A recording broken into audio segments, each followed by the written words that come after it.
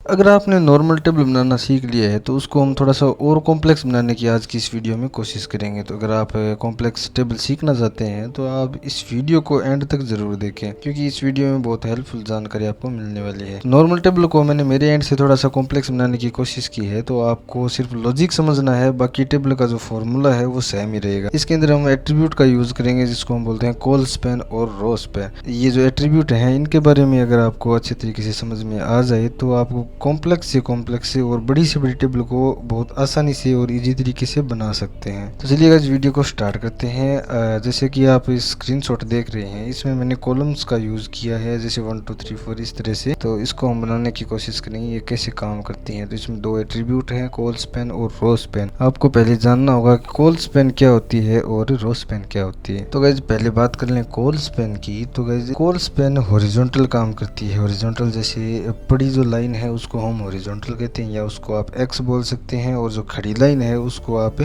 Vertical बोल सकते हैं, या फिर उसको वाई बोल सकते हैं। कोई इशू नहीं है, एक ही बात है दोनों में। जिस तरीके से आपको समझ में है उस तरीके से आप समझ लीजिए।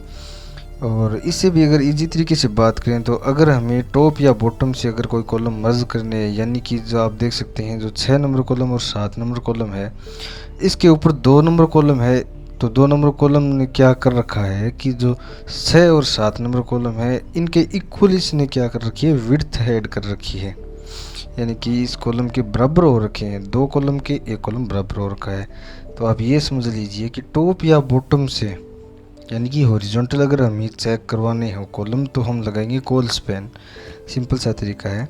और अगर हमें लेफ़्ट या राइट में कॉलम मर्ज करने हैं तो हम लगाएंगे रो स्पैन। तो रो स्पैन गाइस काम करता है बेसिकली वर्टिकली। वर्टिकल मतलब बराबर में चेक करता है लेफ्ट या राइट में। और हमारा कॉल स्पैन है जो काम करता है टॉप या बॉटम में, या बोल सकते हैं हॉरिजॉन्टली। ठीक है, ये सिंपल सा आपको चीज़ ध्यान में रखनी है, और हम टेबल को ये भी प्रैक्टिस करेंगे ताकि आपको अच्छे तरीके से समझ में आ जाए। तो पहले गाइस हमें ये चेक करना है कि हमारा जो पहली टीआर है यानी कि टेबल रो है उसके अंदर कॉलम कितने हैं, उसके बाद में हम कॉलम को स्टार्ट करेंगे।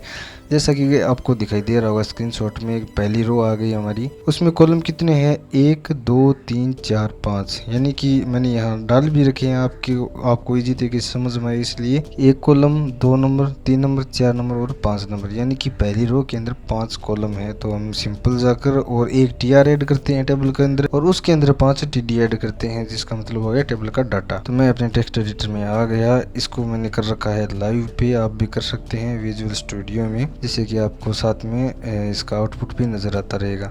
तो हम सिंपली टेबल को स्टार्ट कर लेते हैं और इसके अंदर पहले टीआर ऐड कर लेते हैं। टीआर के अंदर हम कॉलम हमने गिने थे 5, टीआर के अंदर हमने 5 कॉलम गिने थे, तो हम ऐड कर लेते हैं सिंपल से। तो हमारा 2 नंबर कॉलम हो गया, ये 3, ये 4, ये 5। ठीक है, और टेबल के एट्रीब्यूट के बारे में मैंने आपको बता रखा है। टेबल के अंदर पहले हम कर लेते हैं बॉर्डर को ऐड। बॉर्डर 1 पिक्सल हो गया। इसकी विड्थ भी हम लगा देते हैं, विड्थ को हम कर देते हैं लगभग 400, और इसका अलाइनमेंट भी कर देते हैं हम सेंटर।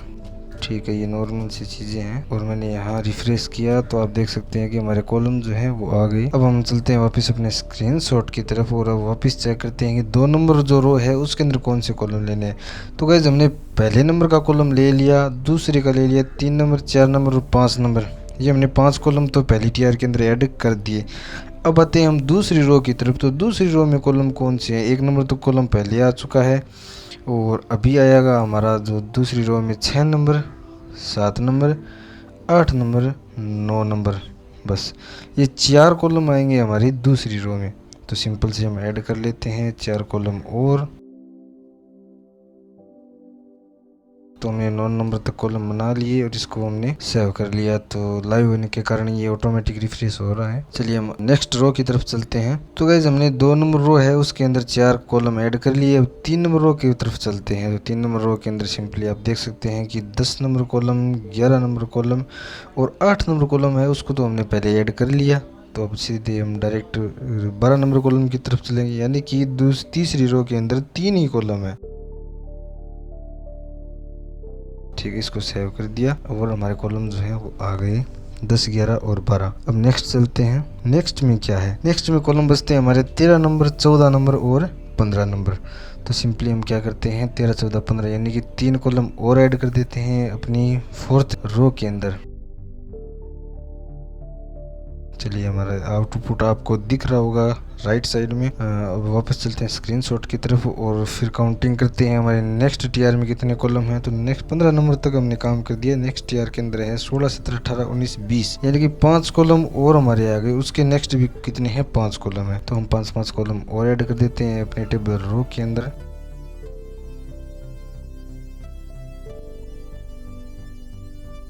ठीक है, हमने 25 कॉलम ऐड कर दिए। अभी हमारी टेबल कुछ इस तरह से दिख रही है। इसको हमें बनाना है थोड़ा सा कॉम्प्लेक्स। कॉम्प्लेक्स बनाने के लिए मैंने आपको बताया 2 एट्रीब्यूट हमारे काम आएंगे, कॉल स्पैन और रो स्पैन। आपकी टेबल का फॉर्मेट अलग अलग हो सकता है, लेकिन मैंने आपको पहले ही बताया कि टेबल का जो कॉल स्पैन रो स्पैन है उनका काम एक ही है। तो फॉर्मेट गाइज कोई भी हो, लेकिन जो हमारा जो मेथड है वो एक तरह से ही काम करेगा, इसलिए आपको छोटा सा ये लॉजिक है वो समझना है। अब आप देख सकते हैं कि जो हमारा 1 नंबर कॉलम है वो डिफॉल्ट जो है कुछ इस तरीके से नजर आ रहा है, और 2 नंबर कॉलम इस तरह से, सारे कॉलम है वो डिफॉल्ट इस तरीके से नजर आ रहे हैं। बाकी स्पेसिंग भी बच रखी है, लेकिन हमें स्पेसिंग नहीं चाहिए। तो इस केस में हम क्या करेंगे, जो 1 नंबर कॉलम है उसके हमने चेक करना है, लेफ्ट में कोई कॉलम नहीं है तो इसको स्किप कर दो। राइट में जो कॉलम है वो हमें मर्ज करनी है, तो इसलिए हम करेंगे कॉलम की काउंटिंग। जैसे 1 नंबर कॉलम के बराबर में कितने कॉलम है पहले उनको काउंट करेंगे।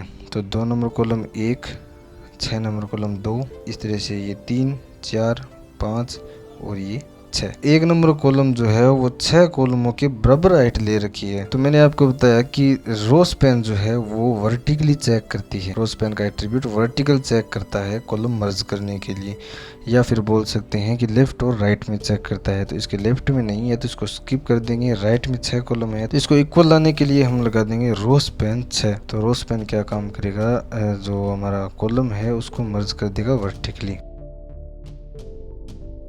तो रो स्पैन हमने लगा दिया 6। चलिए, तो 1 नंबर कॉलम का हमारा काम फिनिश हो गया। अब सीधे चलते हैं हम 2 नंबर कॉलम की तरफ। 2 नंबर कॉलम के नीचे 6 और 7, 10 और 11, 13 और 14, 16 और 17, 21 और 22, 2 कॉलम, मतलब ये सीक्वेंस चल रहा है। 2 कॉलम इसके इक्वल हैं। तो इस केस में हम क्या करेंगे, मैंने आपको एक और एट्रीब्यूट के बारे में बताया, कॉल स्पैन के बारे में। कॉल स्पैन क्या करता है, टॉप या बॉटम में, या फिर बोल सकते हैं हॉरिजॉन्टल, जिसको हम एक्स लाइन बोलते हैं। तो ये एट्रीब्यूट हॉरिजॉन्टल चेक करता है। तो टॉप में इसके कुछ है नहीं, बॉटम में इसके 2 कॉलम है। तो हम सिंपली जाकर ऐड करेंगे 2 नंबर कॉलम में कॉल स्पैन का एट्रीब्यूट, कॉल स्पैन 2 क्या हो गया, कॉलमों की संख्या हो गई। तो 2 नंबर कॉलम है जो इक्वल हो गया 6 और 7 के। तो इस तरह से जो है वो सीक्वेंस चल रहा है। अब हम वापस चलते हैं स्क्रीनशॉट की तरफ और फिर 3 नंबर में आते हैं। 3 नंबर कॉलम के नीचे एक कॉलम आ रहा है। फिर चलते हैं 4 नंबर की तरफ। 4 नंबर कॉलम के नीचे भी एक कॉलम आ रहा है। फिर चलते हैं 5 नंबर कॉलम की तरफ। 5 नंबर कॉलम में देखिए आप क्या हो रहा है, 5 नंबर का एक कॉलम हो गया, लेकिन इसके लेफ्ट में 4 नंबर, 9 नंबर, 12 नंबर और 15 नंबर, ये 4 कॉलम आ रहे हैं। तो इस केस में हम क्या करेंगे, रो स्पैन लगा देंगे 5 नंबर कॉलम की 4, जिससे क्या होगा कि ये वर्टिकल जो है इनके बराबर हाइट गेट कर लेगा। चलिए, तो 5 नंबर कॉलम को हम ढूंढते हैं, इसके अंदर भी लगा देते हैं रो स्पैन 4। जिससे होगा ये कि 5 नंबर कॉलम की हाइट इक्वल हो जाएगी 4 कॉलम के बराबर। फिर चलते हैं अपने 6 नंबर कॉलम की तरफ। तो इसके नीचे भी एक के हैं, 7 नंबर कॉलम के भी एक हैं। फिर चलते हैं 8 नंबर की तरफ। 8 नंबर कॉलम के लेफ्ट में भी 2 कॉलम है और राइट में भी 2 कॉलम है, इसलिए इसको हम लगाएंगे रो स्पैन 2। वर्टिकली चेक करके इसका आउटपुट जो है वो हमें कुछ इस तरीके से दिखाई देगा। आप देख सकते हैं 8 नंबर कॉलम 7 और 11, 9 और 12 इन 2 कॉलम के इक्वल हो चुका है। तो ये एक तरह से इल्यूजन बन रहा है, तो इसलिए आपको सिर्फ ये मेथड समझना है कि कैसे काम करता है। उसके बाद हम 13 नंबर 14 नंबर कॉलम को स्किप कर दें, क्योंकि ये एक चल रहे हैं। उसके बाद 15 नंबर कॉलम है, उसको हम चेक करेंगे। 15 नंबर कॉलम में आप देख सकते हैं लेफ्ट और राइट में तो एक कॉलम है, लेकिन टॉप और बॉटम में 2 कॉलम आ रहे हैं। तो इस केस में मैं क्या करूंगा, कॉल स्पैन लगाऊंगा 2, क्योंकि हॉरिजॉन्टल हमें कॉलम चेक करवाने हैं, मर्ज करवाने हैं। क्योंकि 18 नंबर और 19 नंबर कॉलम के इक्वल है 15 नंबर कॉलम, 8 और 12 नंबर कॉलम के इक्वल है 15 नंबर कॉलम। तो मेरे ख्याल से आप समझ रहे होंगे। 15 नंबर कॉलम है, उसके अंदर जाकर हम देंगे कॉल स्पैन 2। 15 नंबर कॉलम को हम यहाँ टारगेट करेंगे और इससे हम लगाएंगे कॉल स्पैन 2। कॉल स्पैन 2 लगाने का मतलब हो गया कि 15 नंबर कॉलम हो गया इक्वल टॉप और बॉटम से। तो उम्मीद है आपको कुछ समझ में आ रहा होगा। अगर फिर भी अगर कुछ प्रॉब्लम हो तो आप कमेंट सेक्शन में पूछ सकते हैं। अभी हमारी टेबल जो है सही तरीके से तैयार नहीं हुई है, तो हम इसमें टेबल के अंदर एक स्टाइल का एट्रीब्यूट ऐड करते हैं और स्टाइल के अंदर हम थोड़ी सी सीएसएस कर देते हैं। प्रॉपर्टी है एक बॉर्डर कोलैप्स नाम से, तो उसको हम ऐड कर देते हैं। इसको सेव करते हैं और हमारा सिंगल बॉर्डर है वो ऐड हो गया। अभी इसको मैं स्प्लिट स्क्रीन को थोड़ा सा बड़ा कर रहा हूँ ताकि आपको सही ढंग से नजर आए। इसकी हम सेल पैडिंग भी ऐड कर देते हैं। सेल पैडिंग का एट्रीब्यूट किस तरीके से काम करता है मैंने आपको पिछली वीडियो में बताया था। तो सेल पैडिंग भी हमने 10 दे दी, सेल स्पेसिंग भी 10 दे दी। अब आप इसका आउटपुट देख सकते हैं अच्छे तरीके से किस तरह से नज़र आ रहा है। और अलाइन का एट्रीब्यूट है उसके बारे में भी हमने बात की। जैसे हमने टेबल के अंदर अलाइन का एट्रीब्यूट ऐड किया तो क्या हो गया कि टेबल जो हमारी है वो सेंटर में आ गई। इसी तरीके से हम गाइस हर कॉलम में ऐड कर सकते हैं अलाइन का एट्रीब्यूट, लेकिन अगर आपको एक साथ करना है तो आप स्टाइल का एट्रीब्यूट लगा कर उसके अंदर आप CSS भी कर सकते हैं। जैसे हमने बॉर्डर कोलैप्स कर दिया, इससे क्या हुआ टेबल का बॉर्डर और उसके अंदर कॉलम का बॉर्डर वो सभी क्या हो गए, मर्ज हो गए, यानी एक हो गए, कोलैप्स हो गए। अगर आप इस तरीके से और भी ऐड करते हैं टेक्स्ट अलाइन सेंटर, ये CSS की प्रॉपर्टी है, इसके अंदर जितना भी कंटेंट होगा वो सभी को क्या करेगा, सेंटर कर देगा। तो हमने टेक्स्ट लाइन सेंटर की प्रॉपर्टी जैसे ऐड की तो हमारे टेबल के अंदर जितना भी डाटा था वो सेंटर में आ गया। अब उम्मीद है आपको अच्छे तरीके से कॉल स्पैन और रो स्पैन समझ में आया होगा। इसी तरीके से गाइस हम कॉम्प्लेक्स से कॉम्प्लेक्स टेबल को तैयार कर सकते हैं बड़ी आसानी से। उम्मीद है आज का वीडियो आपको हेल्पफुल लगा होगा। अगर जरा भी आपको हेल्पफुल लगा तो वीडियो को शेयर करें। अगर इस वीडियो में जितना भी बताया इसका आपको प्रैक्टिकली देखना है चीज़ें या आपको कोड चाहिए तो आप ब्लॉग वेबसाइट पर जा सकते हैं। मैंने इसके ऊपर फुल्ली एक ब्लॉग भी लिखा है जिससे आपको काफ़ी हेल्प मिलेगी। तो चलिए गाइस मिलते हैं एक और मज़ेदार वीडियो में और कुछ नया सीखने की ट्राई करेंगे।